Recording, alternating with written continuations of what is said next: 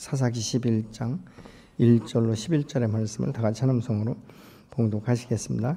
길르앗 사람 입다는 큰 용사였으니 기생이 길르앗에서 낳은 아들이었고 길르앗의 아내도 그의 아들들을 낳았더라. 그 아내의 아들들이 자라매 입다를 쫓아내며 그에게 이르되 너는 다른 여인의 자식이니 우리 아버지의 집에서 기업을 잊지 못하리라 한지라. 이에 입다가 그의 형제들을 피하여 돕당에 거주하며 잡류가 그에게로 모여와서 그와 함께 출입하였더라.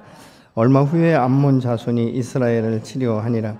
암몬 자손이 이스라엘을 치료할 때에 길르앗 장로들이 입다를 데려오려고 돕당에 가서 입다에게 이르되 우리가 암몬 자손과 싸우려 하니 당신이 와서 우리의 장관이 되라 하니 입다가 길르앗 장로들에게 이르되 너희가 전에 나를 미워하여 내 아버지 집에서 쫓아내지 아니하였느냐. 이제 너희가 환난을 당하였다고 어찌하여 내게 왔느냐 하니라. 그러므로 길르앗 장로들이 입다에게 이르되 이제 우리가 당신을 찾아온 것은 우리와 함께 가서 암몬 자손과 싸우게 하려 함이니 그리하면 당신이 우리 길르앗 모든 주민의 머리가 되리라 하매 입다가 길르앗 장로들에게 이르되 너희가 나를 데리고 고향으로 돌아가서 암몬 자손과 싸우게 할 때에 만일 여호와께서 그들을 내게 넘겨주시면 내가 과연 너희의 머리가 되겠느냐 하니 길르앗 장로들이 입다에게 이르되 여호와는 우리 사이의 증인이시니 당신의 말대로 우리가 그렇게 행하리이다 하니라. 이에 입다가 길르앗 장로들과 함께 가니 백성이 그를 자기들의 머리와 장관을 삼은지라. 입다가 미스바에서 자기의 말을 다 여호와 앞에 아뢰니라. 아멘. 사사기 그 말기에 이스라엘 그 민족은 이제 전체적으로 이제 그 침체되고 그 이스라엘 그 본토는 블레셋의 지배를 받게 되고 요단 동편 길르앗은 암몬 족속의 지배를 받게 됩니다. 어떻게 보면 이제 암울한 시대다 이렇게 볼 수 있는 것이죠. 소망이 없는 그런 시대인 것이죠. 그러나 하나님께서는 그런 가운데서도 하나님의 사람을 세우신다는 것이죠. 그것이 기적인 것입니다. 인간적으로 볼 때 소망이 없고 이제 아무런 것도 내가 할 수 없다라고 말하지만 여호와 하나님께서는 그때도 쉬지 않고 사람을 찾으셔서 세우시고 훈련시키시고 하나님의 때가 되면 반드시 그를 이 세우시는 그 놀라운 능력을 나타내는 이 삶에 되도록 하나님께서 축복하시는 것을 믿습니다. 그래서 본토에는 이 삼손을 세웠고 이 길르앗에는 이제 입다를 세운 것을 우리가 볼 수 있는데 오늘 본문의 입다는 당시 큰 용사라고 1절에 불리우지 않습니까? 그런데 이 외적으로는 큰 용사라고 칭함을 받기 때문에 어떻게 보면 굉장히 좀 늠름하고 자신 있는 것 같지만 그의 내면 가운데는 남에게 오픈하기 어려운 이 상처가 깊이 있었던 것이죠. 왜냐하면 이 길르앗의 아들임에도 불구하고 이제 본처에서 자식들을 많이 낳았는데 이 형제들이 성장하면서부터 어떤 일들이 일어나냐면 너는 본래 우리 가정 가운데에서 가정을 이렇게 그 가정의 영광을 가리는 자다. 결국은 내 어머니가 창기이기 때문에 쉽게 얘기하면 창녀이기 때문에 우리 가정 가운데 우리 가문 가운데 수치스러운 부분이다. 그래서 너는 우리와 함께 동행할 수 없는 것이고 또 뿐만 아니라 너에게는 아버지로부터 물려받을 유산이 없다. 이렇게 말을 합니다. 그러니까 이제 여러 형제를 혼자 당할 수 없지 않습니까? 그렇기 때문에 이 입다는 돕당이라는 것으로 이제 나갑니다. 이제 그곳 가운데 가서 홀로 자수성가를 해야 될 그런 입장인 것이죠. 여러분 한번 생각해 보시죠. 이 고향을 떠나서 이게 외진 곳에 갔는데 아무도 자기를 도울 사람이 없어요. 아무런 힘이 있다 하고 뭐 용기가 있다고 할지라도 여러분 주변에 사람이 없으면 그처럼 외로운 게 어떻겠습니까? 근데 그 주변에 보니까 이 잡류들이 이제 많이 모였다 이렇게 말을 하고 있어요. 그래서 여기서 말하는 이 잡류라는 것은 뭐냐면 앞으로 자신에 대한 어떤 기대감도 없고 목적도 목표도 없는 이 삶을 사는 사람들이에요. 쉽게 얘기하면 건달들이라는 것이죠. 그런데 이 잡류들이 사실 입다에게 무슨 도움이 되겠습니까? 우리가 어떻게 생각하면요, 참 초록은 동생이라고 끼리끼리 모이는구나 이렇게 생각할 수 있어요. 그런데 입다는 그들과 함께 동행하면서 어떤 것을 가지고 있었냐면 리더십을 가지고 있었다는 거예요. 여러분 우리가 잘 아는 대로 다윗이 이 사울 왕을 이제 피신해서 이 아둘람 굴에 갔을 때 그곳에 모이는 사람들이 전부 다 상처받고 고통당하고 뭔가 이 아픔이 있는 사람들이 다윗에게 몰리지 않습니까? 그런데 이 다윗도 그곳 가운데서 그들을 리더하고 그들의 상처를 싸매주고 이런 일들이 일어난 거예요. 여러분, 아무런 소망이 없고 상처 많은 사람이 상처 많은 사람 앞에 달려드는 건 거의 없습니다.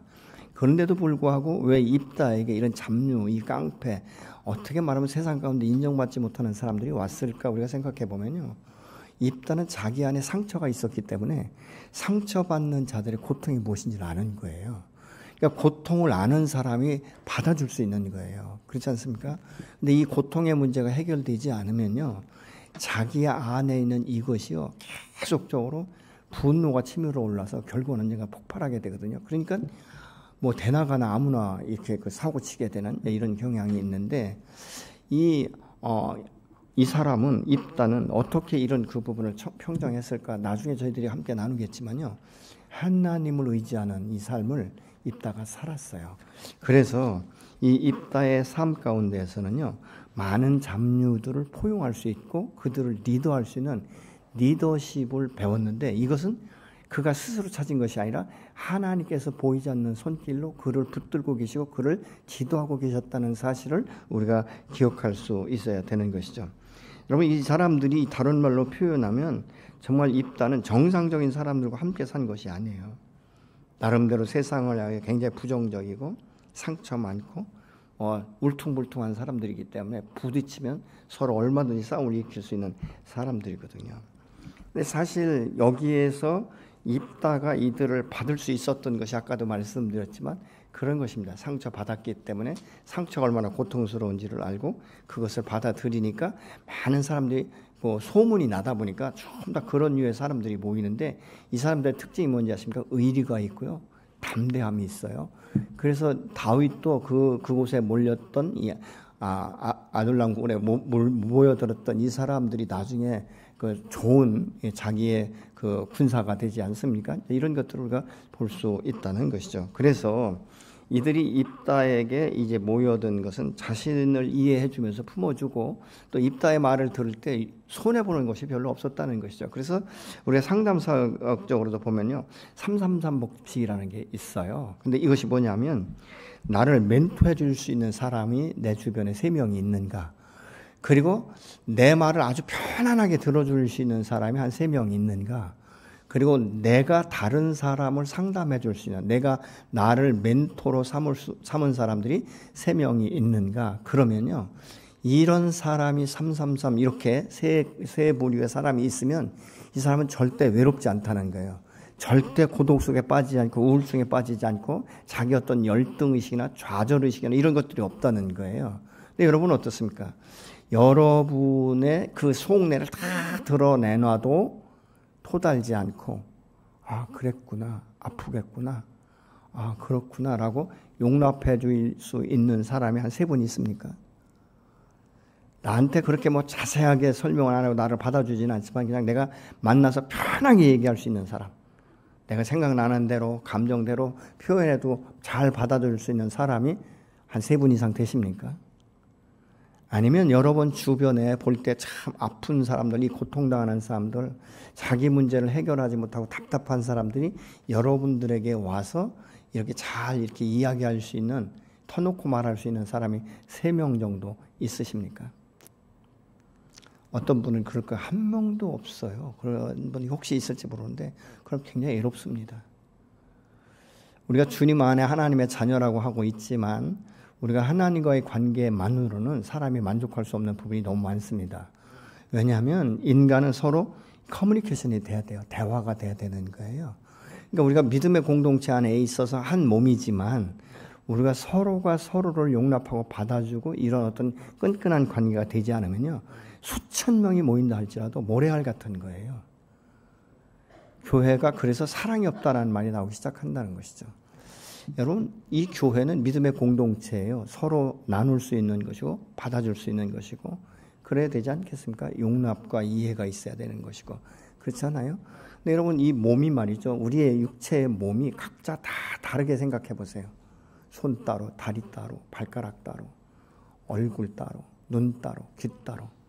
여러분, 이렇다면 한 몸으로 조화가 이루어질 수 있을까요?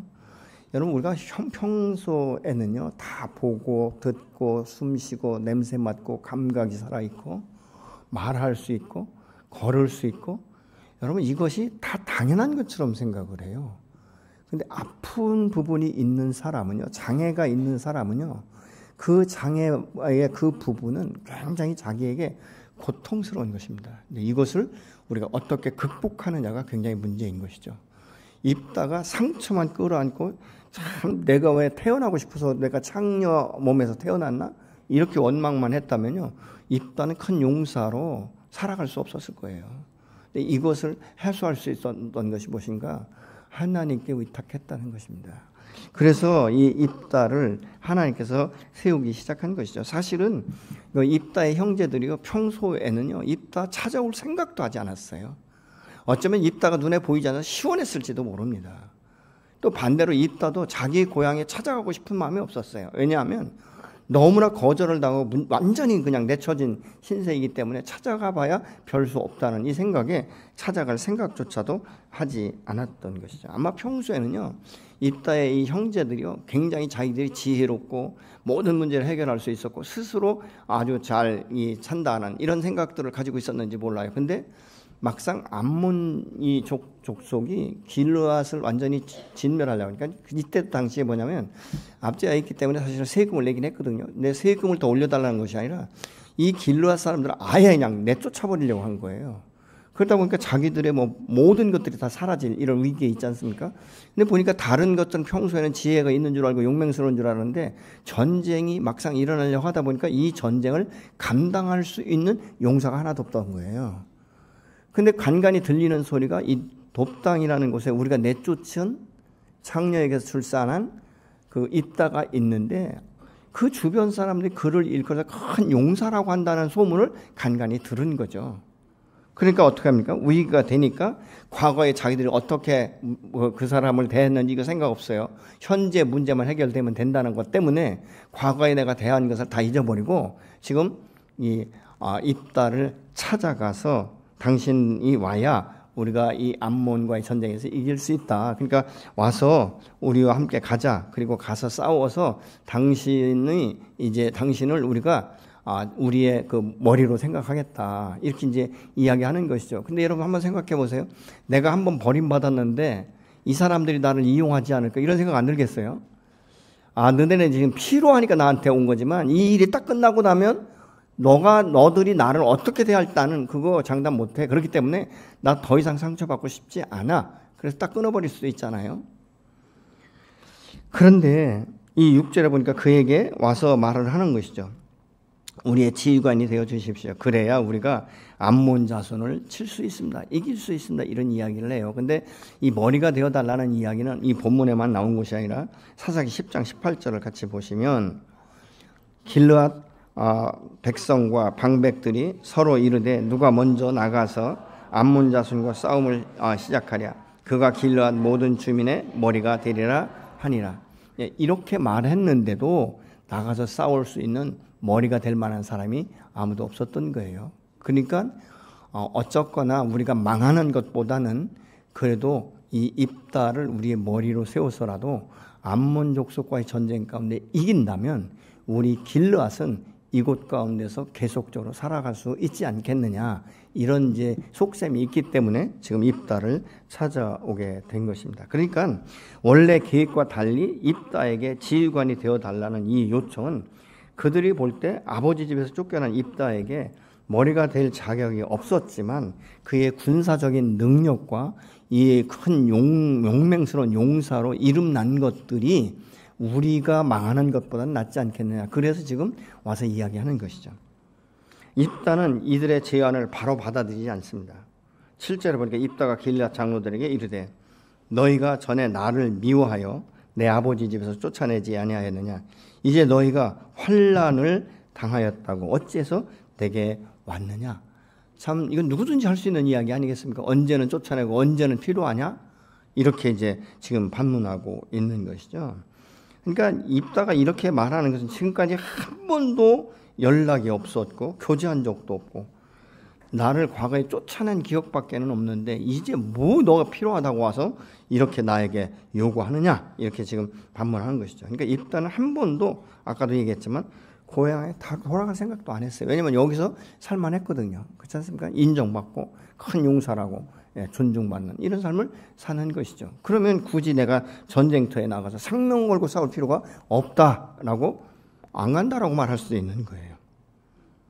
그러나 입다는 하나님의 사람이었다는 것입니다. 하나님의 부르심일지 모르기 때문에, 그래서 입다는 스스로 가고 안 가고를 결정하는 것이 아니라 하나님 앞에 나아가서 이 부분에 대해서 질문하는 것을 우리가 볼 수 있게 되는 것이죠. 그 구절에 보니까 입다가 길앗 장로들에게 물었다. 당신들이 나를 데리고 와서 암몬 자손과 싸울 때에 주님께서 그들을 나에게 넘겨주신다면 과연 당신들이 나를 통치자로 받들겠소? 이렇게 이제 길앗 장로들에게 질문을 합니다. 근데 지금 입다가 이 질문을 세 번씩 반복적으로 하는 거예요. 이 얘기는 무슨 얘기냐면, 이 사람들이 그냥 립싱크인지 위기를 모면하기 위한 것인지, 정말 이 사람들 마음 가운데 진심으로 나에게 요청하는 것인지, 이것을 알고 싶었던 것이죠. 그렇기 때문에 이 장로들이 이제 이 부르심이 여호와의 부르심인지 다시 한번 확인하기 위해서 하는 질문인데, 이건 또한 자기에게는 확신을 갖기 위한 질문이에요. 우리가 어려운 환경 가운데서 이 믿음으로 이제 감당케 하면서 살 때 전혀 상상치 못한 길을 하나님께서 여실 수가 있는 거예요. 내가 전혀 예기치 못했던 말씀을 내게 주실 수도 있다는 것입니다. 그러면 이것에 대해서 내가 이거구나라고 선뜻 이야기하기보다는 과연 하나님의 뜻인가를 주님 앞에 나가 질문하는 것이 중요한 것이죠. 하나님은 길앗에서 쫓겨난 입다와 함께 하시면서 보이지 않게 훈련을 시키신 것을 우리가 볼 수 있어요.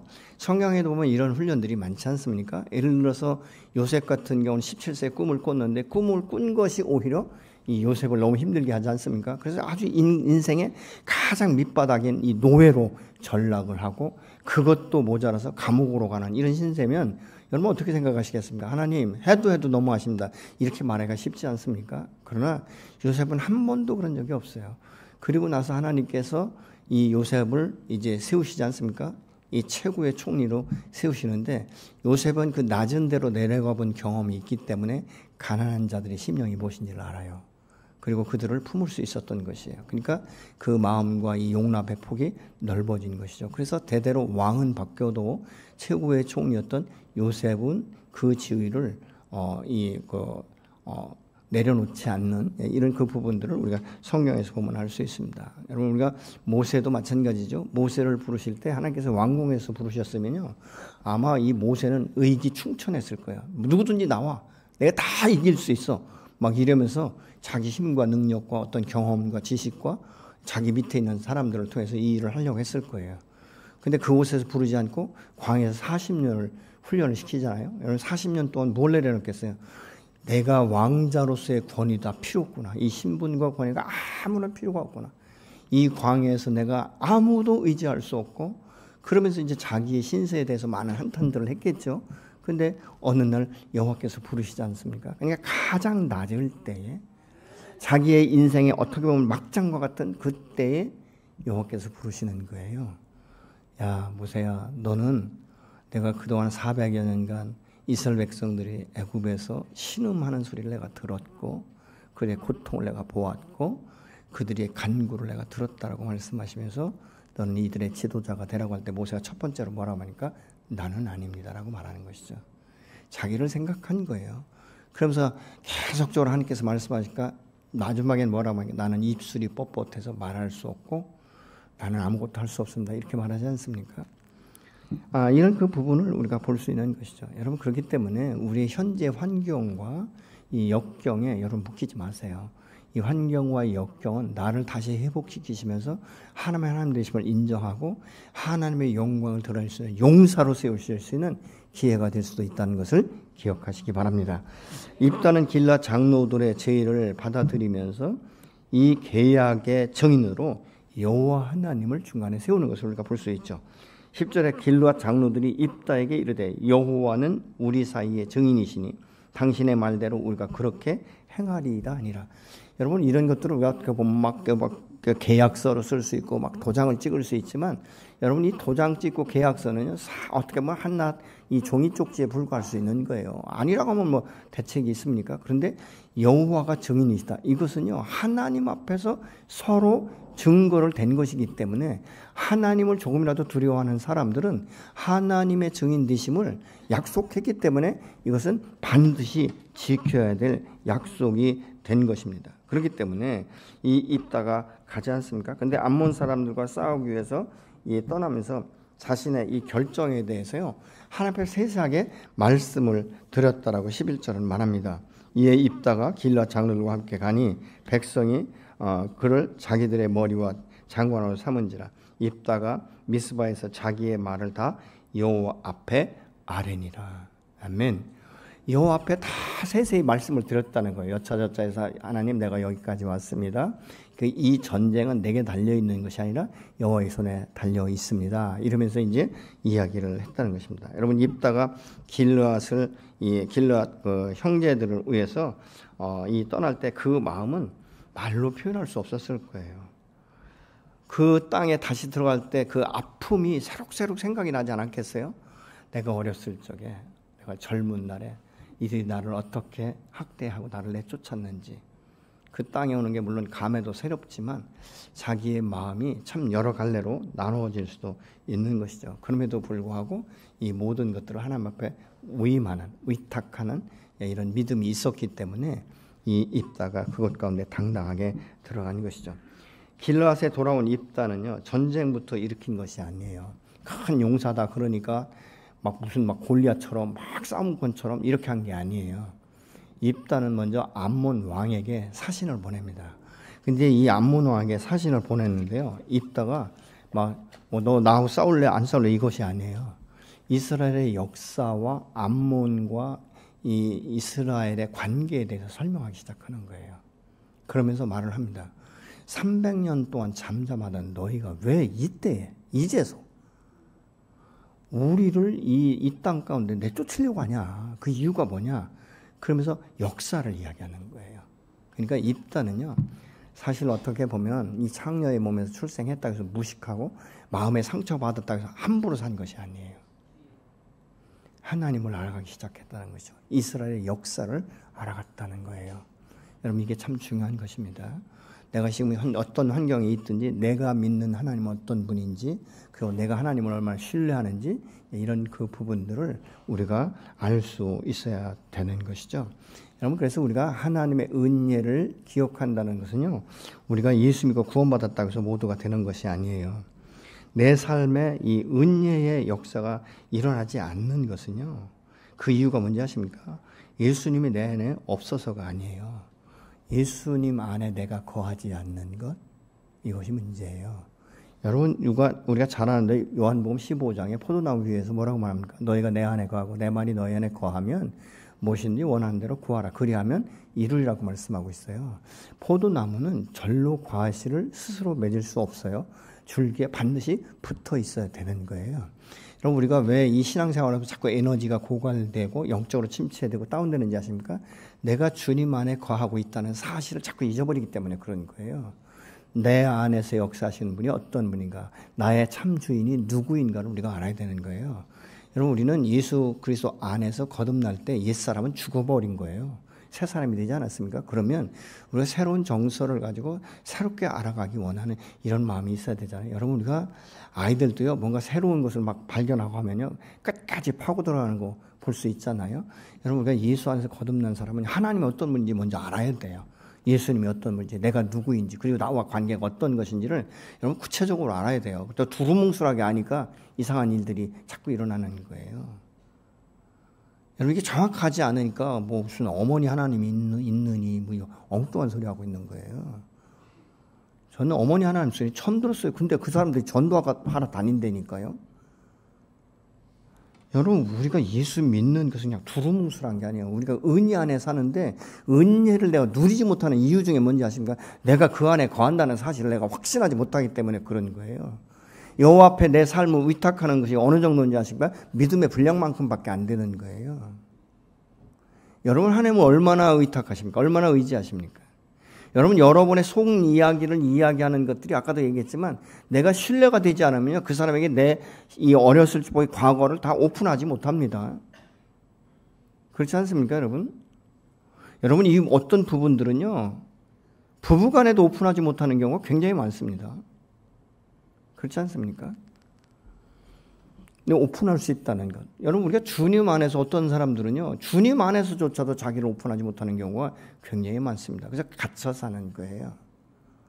나를 주님 안에서 풀어놓지 않으면요, 나는 주님 안에 있지만 나는 여전히 갇혀 사는 거예요. 근데 이게 갇혀 사는 것이 누구에 의해서가 아니에요. 스스로 선택하고 그 결박을 풀지 않기 때문에 그런 거예요. 여러분, 우리 사람은요, 다 누구든지 죄성이 있어요. 악한 마음이 다 있어요. 분노도 있고 감정도 있고 다 있지 않습니까? 여러분, 한번 생각해 보세요. 입다가 얼마나 고독한 삶을 살아니까. 그리고 입다는 스스로 선택한 것이 아니에요. 여러분, 출생을 스스로 선택한 사람이 있습니까? 나는 이런 가문에서 태어나고 싶다라고 선택한 사람 아무도 없어요. 자기가 어떻게 창녀의 몸에서 출생하기를 선택한 사람이 어디 있겠어요? 근데 나와 보니까 그런 거예요. 환경이 그런 거예요. 그것 때문에 내 쫓김을 당하는 이 마음은요, 말로 표현할 수 없는 거예요. 억울함, 이 고통. 누구한테도 말할 수 없는 이런 것 아니겠습니까? 그래도 입다가 그럼에도 불구하고 이것을 풀 수 있었고 큰 용사로 세워질 수 있었던 것은 자기의 아픔과 고통을 하나님 앞에 위임했다는 거예요. 위탁했다는 것입니다. 그래서 그 안에서 자유를 누린 것이죠. 나중에 보면 입다가 참 모든 것들을 다 잘했어요. 27절 같은 데도 보면 내가 내게 죄를 짓지 아니하였거늘 내가 나를 쳐서 내게 악을 행하고자 하는도다. 원하건대 심판하시는 여호와께서 오늘 이스라엘 자손과 암몬 자손 사이에 판결하옵소서. 이 모든 것을 전쟁을 여호와께 맡기는 거예요. 이런 그 부분들을 우리가 볼 수 있죠. 29절에 보니까 이에 여호와의 영이 입다에게 임하시니 입다가 길르앗과 므낫세를 지나서 비스베에 이르고 길르앗 미스베에서부터 암몬 족속까지 나가냐. 그러니까 가는 데마다 전승하는 거예요. 그러니까 결국은 무엇입니까? 암몬 왕이 항복을 하는 것을 우리가 볼 수 있습니다. 여러분, 하나님께서는 낮은 자를 인간적으로 보면 완전히 묻혀 있고 버림받은 것 같은 이런 사람을 선택하시고 불러내셔서 회복시키시고 그를 당신의 도구로 용사로 쓰시는 거예요. 아멘. 여러분, 어떻게 보면 하나님을 쓰임받는 사람은요, 이 세상의 평가와 달라요. 빈부귀천이 없어요. 나이 필요 없습니다. 하나님 앞에 쓰임받는 사람은 하나님을 의지하는 사람들이에요. 자신의 연약함과 부족함을 인정하는 사람들입니다. 자신의 부족함과 연약함을 인정하지 않는 사람은요, 조금이라도 힘이 있으면 자기 힘으로 모든 걸 하려고 그렇게 발버둥 치는 것을 보아요. 여러분, 우리는 올 한 해 동안 여러분에게는 정말 우여곡절이 많았을 수도 있습니다. 완전히 그냥 승승장구하신 분도 있지만 참 내 인생 가운데 이런 내리막길은 내가 평생 경험하지 못했다는 분도 있고요. 어떤 분들은 내 몸에 이런 질병이 생길 것을 꿈에도 생각하지 못하시는 분도 있어요. 또 때로는 이 물질이 탁 막혀가지고 이거 내가 어떻게 해야 되나 죽지 못해서 살고 싶은 이런 시간들을 가지신 분들도 있어요. 그렇지만 한 가지 분명한 것은 무엇입니까? 그럼에도 불구하고 하나님은 나를 붙들고 계셨다는 거예요. 나의 숨결을 멈추게 하지 않으셨다는 것입니다. 나와 함께 하셨고 오늘 여기까지 12월 31일까지 오신 하나님. 그분이 어떤 분이십니까? 에베네셀의 하나님이에요. 에베네셀이라는 뜻은요, 돌무더기를 쌓다, 언약을 표현하는 거예요. 이런 것들은 보면 창세기에도 나오고요. 또 우리가 그러니까 이런 일들이 여호수아서에도 나오는 것을 볼 수 있어요. 요단강을 건너고 법궤를 맨 대상 그들 밑에 있는 12돌을 취해서 그곳에 가서 쌓아놓지 않습니까? 하나님이 여기까지 인도하셨다. 하나님이 나와 함께 하셨다. 그래서 그것을 볼 때마다 우리가 어떻게 여기까지 왔는지를 보게 하시는 분, 그분이 하나님이세요. 그래서 그것을 우리가 이 에베네셀이다라고 말하고 있는 것이죠. 내가 여기까지 온 것은 힘들었던 기쁨으로 왔던 에베네셀의 하나님, 나를 여기까지 함께 하시고 인도하신 여호와의 그 도우심인 줄로 믿습니다. 내년에는 하나님께서 올해보다 전혀 새로운 일들을 여러분에게 도모하실 거예요. 내가 듣도 보지도 못했던 말씀으로 내게 임하실 수도 있고요. 내 육체를 치료해서 소성시킬 수도 있고 물질의 문제, 관계의 문제를 해결해서 내년에는 좀 더 활력 있게 좀 더 도전적으로 사신 하나님을 경험할 수 있는 그래서 그 걸음걸음마다 하나님의 은혜요, 하나님의 축복이라고 간증할 수 있는 이런 새로운 해의 새로운 시간들이 될 줄로 믿습니다. 여러분 사실 이게 하루가 분기시예요. 그렇지 않습니까? 23년과 24년의 분기시 바로 오늘이지 않습니까? 그래서 우리가 좀 저녁에 함께 모여서 함께 예배하고 내년에 내 삶을 어떻게 살 것인가 우리가 좀 깊이 묵상하고 그런 시간이 되었으면 좋겠습니다.